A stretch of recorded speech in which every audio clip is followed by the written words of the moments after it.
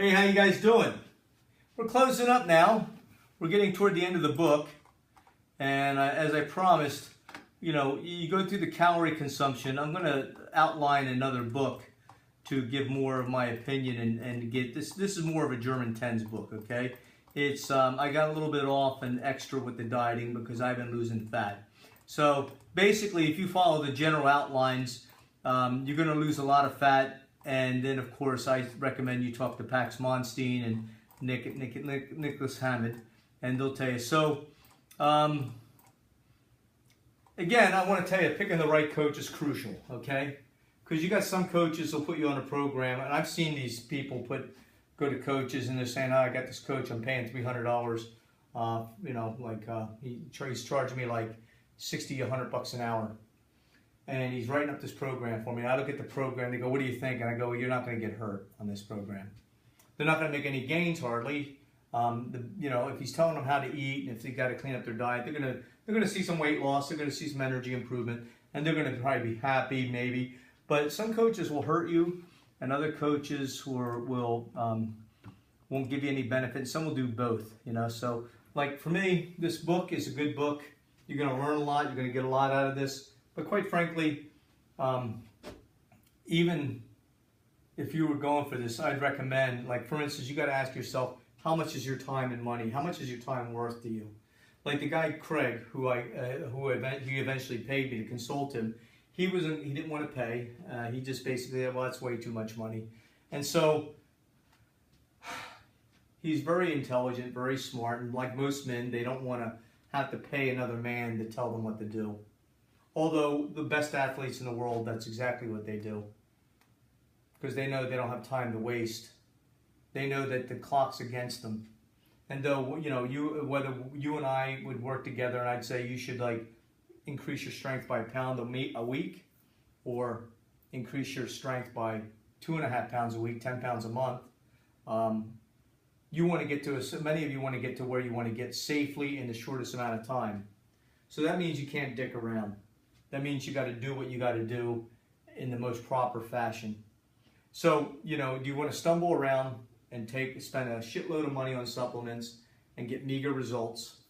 Because before this program, a lot of guys that were at my former strength level would go, "Shit, if I make 15 pounds of increase a year, I'm told that I'm lucky."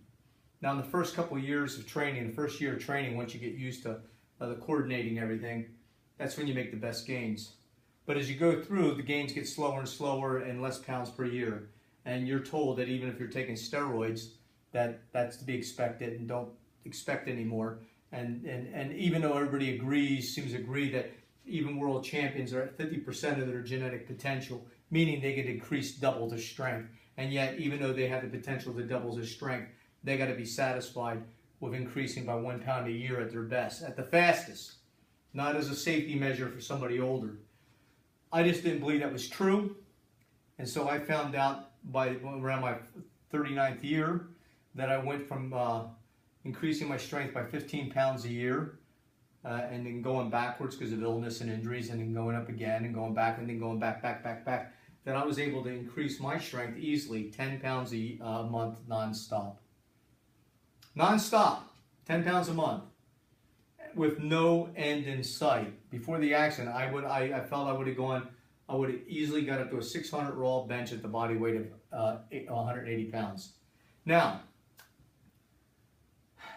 if you're a professional athlete or if you're just somebody who wants to be efficient, the name of the game is to become as optimal as you can, as young as you can, as safely as you can, as naturally as you can. Because there comes a time when the downward slope. Now, the peak age for a man's maturity, his strength, and so forth is his 40s and 50s. I believe eventually the 60s if he does everything right and doesn't party too hard. And so if you're going to do that, the name of the game, especially if you're in athletics, so if you're in a competition of sorts, is to do that in the straightest line, quickest line possible. A lot of people go out there, they don't know what they're doing, and so this guy was saying he went out, he spent 40 hours on the internet. So right away, if his time is worth 20, 25, 30 bucks an hour, he basically spent close to $2,000 of his own time studying, and he was even more confused than ever. because he went out online, he listened to different experts, a lot of the names I know, you know, they're the world famous, they're good experts, they know a lot. And he says, there's all these programs, and they're all contradicting each other, they're totally different. Which one is the best? Which one of these work? I go, they all work. They all work. Some may not work for you today, but at a different time in life they would work, usually. They all work. Some work better than others, and it depends on you, depends on your goals, it depends on where you're at, it depends on so many factors. That's where an experienced coach comes in. That's why Mike Tyson had a coach. That's why Usain Bolt, who knows how to run, has a coach. That's why all these people have a coach. That's why Nick and I pay people to coach us in areas that we're weak in. We all need coaches at times. So this guy he said, well, that's still a lot of money. And I'm going, how much money do you spend on supplements? Because you're buying the creatine, the protein powders, a couple different types of protein powders, the glutamine, the creatinine, the this, the that, the pre-drink, the post-workout drink. He's paying like $400 or $500 a month on supplements. Supplements that many of them nowadays do have some beneficial effect. But I told him, I said, look, you could pay me and throw away all the supplements except for maybe a protein supplement, you know, just in case, and just eat right. And you could right away, I will save you $400 a month. So you could pocket $400 a month. So in a year, he's going to pocket almost $5,000. So does it or does it not pay to have a good coach? And then he's going to he got the straightest line. Once he jumped on board, he gained, and despite his inconsistencies of training because of the government job he has, he gained 80 pounds of strength, 85 pounds of strength in a year. And then you see the massive strength endurance he got. So, and how he looked, how he got built. Now he'd been training, he'd been going along his merry way for years and didn't get 1/10 of that type of goal. So, pick the right coach. And as far as for peer review, a lot of things that I do until recently, especially back in '96, especially back in the '70s, things I did were considered stupid, eccentric. I had world champions, guys, PhDs, world champions, talk about stuff, not that I personally did, but the manner, there are other people who did things in a manner that I did. And they said, that's just stupid, it's crazy, it's eccentric. I would call some of these guys, the nicest of them, say that's kind of strange.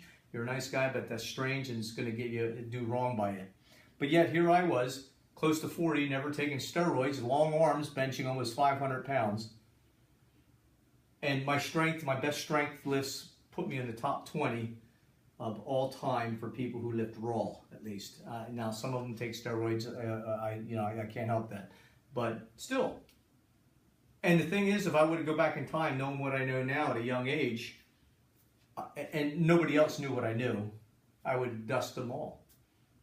Now here's the clincher. I only have average genetics, if I could, be certain.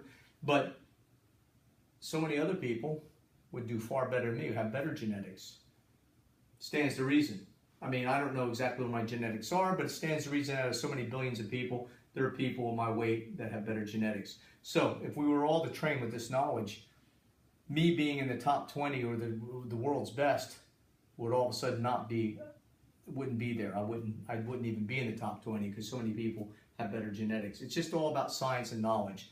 So you got to be careful about peer review. Like a lot of the things that research peers now say that are good that I can do, that I've been doing for years. Well, now I have permission after since 30, 40 years. They're going to finally say that I'm right. A lot of these guys are just doing research asking the wrong questions. Or if they're asking the right questions, they're not monitoring or following the data correctly. So be careful about research. Don't totally ignore it. Read it. These are smart people. These are PhDs. Still, they're not stupid. Just be careful and use yourself as your own lab animal. That's why it's important to document and make charts and everything else. Okay, enough said, and I'm going to talk one or two more times. I want to talk about the charities that I'm very much in love with. Okay, see you in the next vid.